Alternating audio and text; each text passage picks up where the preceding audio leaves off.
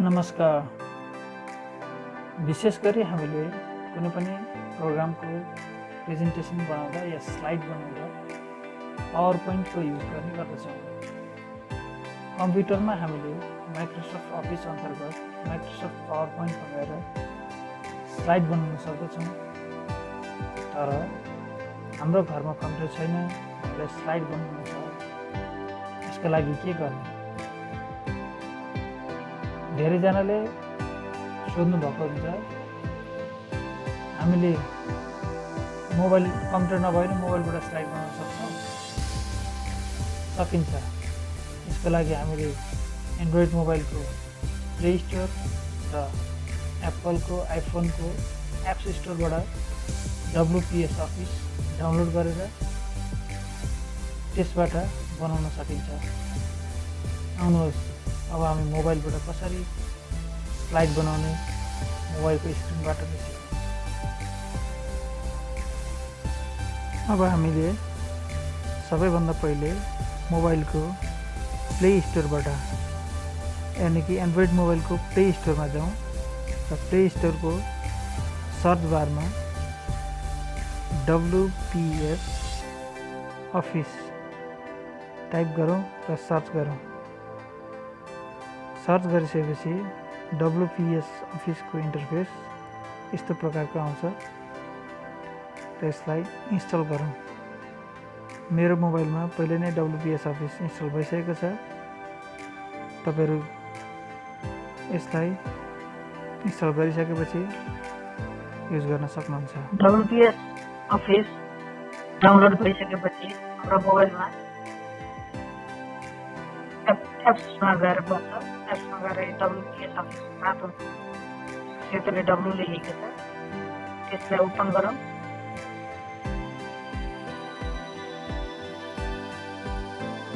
Open गरिसकेपछि WPS अफिसको interface देखिन्छ। त्यसपछि हामीले प्लस बटनमा थिचौँ, तल लागेको प्लस बटन। त्यसपछि हामीले डकुमेन्ट र प्रेजेन्टेसन, पावर पोइन्ट भनेको प्रेजेन्टेसन हो, प्रेजेन्टेसनलाई क्लिक गरौँ।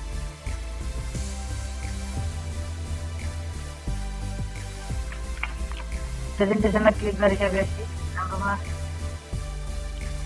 ब्ल्याङ्क डकुमेन्ट आउँछ। ब्ल्याङ्क डकुमेन्टलाई क्लिक गरौँ।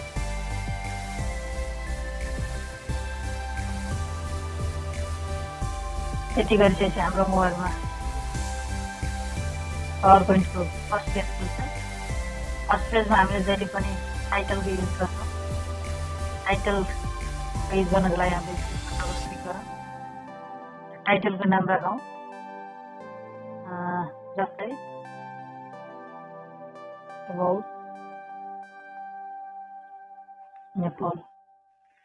हामीलाई टाइटल राखिसकेपछि तल्लो पेज हामीलाई नचाहिने फर्स्ट पेजमा टाइटल राख्ने, तल्लो पेज चाहिँदैन, डिस्क्रिप्सन के लेख्छ त्यसलाई साइडमा क्लिक गरौँ।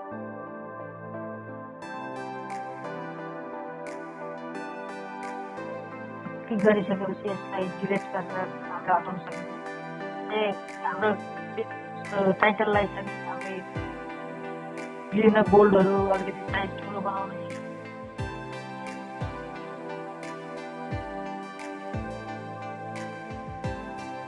गर्न सक्छौँ। पुरा सेलेक्ट गरेर बोल्ड गर्न सक्छौँ। त्यसपछि यसको कलरहरू चेन्ज गर्न सक्छौँ। टेक्स्ट कलरहरू चेन्ज गर्न सक्छौँ।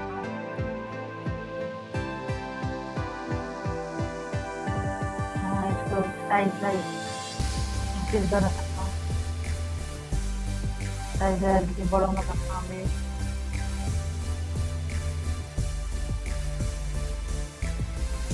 हामीले फर्स्ट पेजमा चाहिँ कुनै पनि डिजाइन गर्नु पर्यो भने माथि मेनु बटन दिइरहेको यहाँ गएर हामी डिजाइनमा जान सक्छौँ।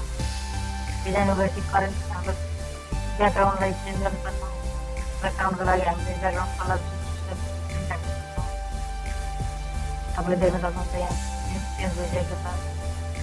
सबैमा ग्रिन राख्ने हामीले अप्लाई अल स्लाइड गर्न सक्छौँ। त्यसपछि स्लाइडको लेआउटहरू हेर्न सक्छौँ। स्लाइडको साइज हेर्न सक्छौँ। स्लाइडलाई कसरी आउने ट्रान्सलेक्सन गर्न सक्छौँ हामीले स्लाइडलाई ऱ्यान्डम गर्छौँ त्यसरी विभिन्न चिजहरू गर्न सक्छौँ। त्यसपछि हामी सेकेन्ड पेजमा जान सक्छौँ। सेकेन्ड पेज भनेको तल तपाईँको प्लस बटन छ, प्लस बटनमा क्लिक गर्न सक्छौँ। अब तपाईँलाई कस्तो खालको चाहिन्छ सेकेन्ड पेज, सेकेन्ड पेजमा हामीलाई एउटा इमेज राख्नु छ, इमेजको केही डिस्क्रिप्सनहरू दिनु छ या इमेज मात्रै राख्नु छ भने यसलाई पिक्चर एन्ड टाइटललाई गर्छौँ, क्लिक गर्छौँ। हाम्रो सेकेन्ड पेज आइसकेको छ। सेकेन्ड पेजमा हामीले एउटा पिक्चर राख्छौँ, त्यसलाई हामीले एड पिक्चरमा जानु, एउटा पिक्चरलाई दिनु।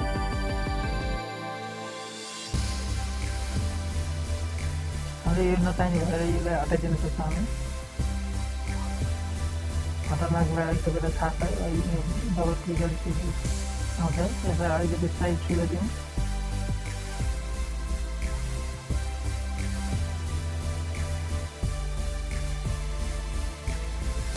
हामीले पेजलाई पनि अर्को कुनै कलर दिन सक्छौँ।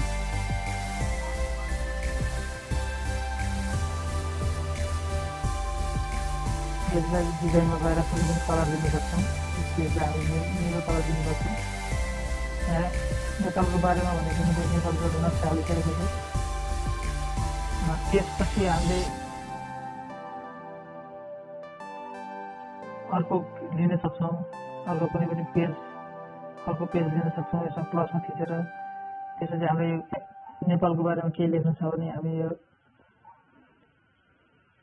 यसमा जान्छौँ। टाइटल पेजलाई टाइटलमा हाम्रो एबाउट नेपाल लेखिदिन्छौँ।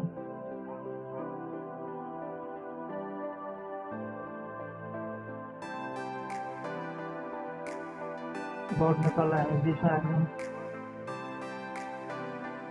बिचमा राख्दिनु यहाँ नेपालको डिस्क्रिप्सनको लागि यहाँ देख्न सक्छौँ हामीले। एबाउट नेपालको बारेमा यहाँनिर पेस्ट गरिदिन्छु पनि त्यतिखेर तपाईँले देख्न सक्नुहुन्छ यहाँ आइसकेको छ। त्यसरी हामी यसलाई हामी कलर चेन्ज गर्न सक्छौँ। कलर चेन्ज गर्न हामीलाई थाहा छ कि मेनु बारमा जाने, मेनु बारमा गएपछि यसलाई बोल्ड गरिदिन सक्छौँ हामी। फन्टहरू तपाईँको मोबाइलमा छ डाउनलोड गर्नुहुन्छ भने डाउनलोड गर्न सक्नुहुन्छ। अरू फन्ट पनि पाउँदैछ र यसलाई अन्डरलाइन पनि गर्न सक्छौँ हामी, इटालिक गर्न सक्छौँ। यो पेजवाला हामी येल्लो कलर दिउँ।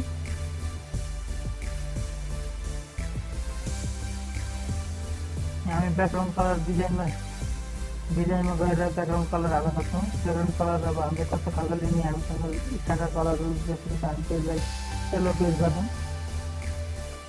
हामीले बजाएर सिकेर जति धेरै कलरहरू युज गर्छौँ बजाएर सक्छौँ। कलर पनि सिक्छौँ हामीलाई जति सक्दो। यसलाई हामी इक्वेली मिलाउन पनि सक्छौँ। यसलाई इक्वेली मिलाउनको लागि चाहिँ हामी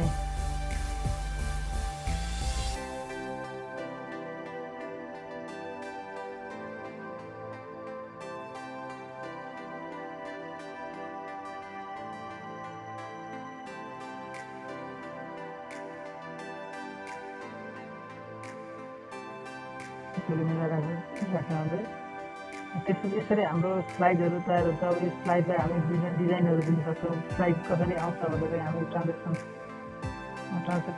त्यो डिजाइनहरू दिन्छौँ। यसलाई चाहिँ हामी यो डिजाइन दिउँ।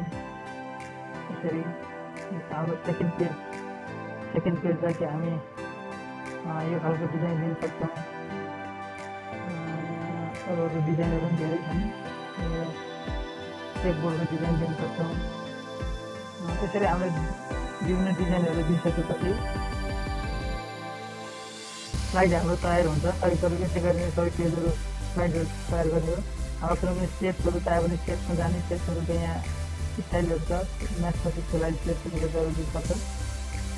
त्यस्तै टेक्स्ट बक्सहरू यहाँबाट आउँछ। ब्ल्याङ्क पेजमा टेक्स्ट बक्स चाहियो भने यसबाट आउँछ।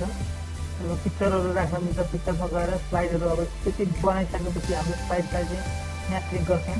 क्लिक गरिदिएपछि हामी प्ले फेरि कस्तो भयो त हाम्रो स्लाइड भनेर प्ले गर्न सक्छौँ। प्ले चाहिँ हाम्रो फर्स्ट पेजबाट पनि गर्न सक्छौँ। यस्तो यस्तो यस्तो टाइपको आउँछ।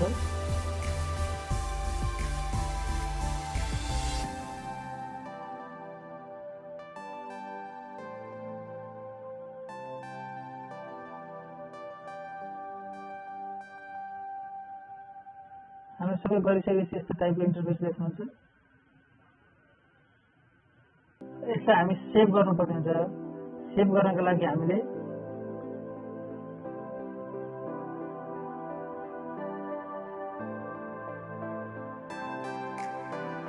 विभिन्न अप्सनहरू देख्न सक्नुहुन्छ। सेभ गर्नको लागि हामीले फाइलमा जाने, फाइलबाट सेभ भन्ने बटन आउँछ, सेभ गर्ने।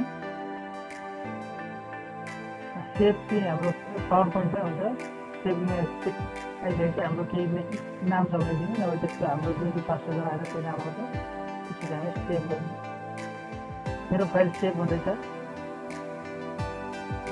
यसरी हामीले पावर पोइन्टमा चाहिँ स्लाइडहरू निर्माण गर्न सक्छौँ। घरमा यदि कम्प्युटर छैन, कम्प्युटरको विकल्पमा पनि हामीले एन्ड्रोइड या हाम्रो एप्पलको आइफोनबाट पनि गर्न सक्छौँ। जति धेरै हामीले खोजबिन गर्दै गयो त्यति धेरै यसमा धेरै फङ्सनहरू पाउनु सक्नुहुन्छ तपाईँहरूले।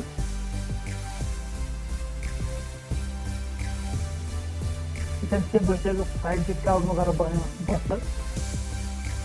हामीले पछि ओपन गर्दाखेरि हाम्रो फाइलहरू ओपन हुन्छ।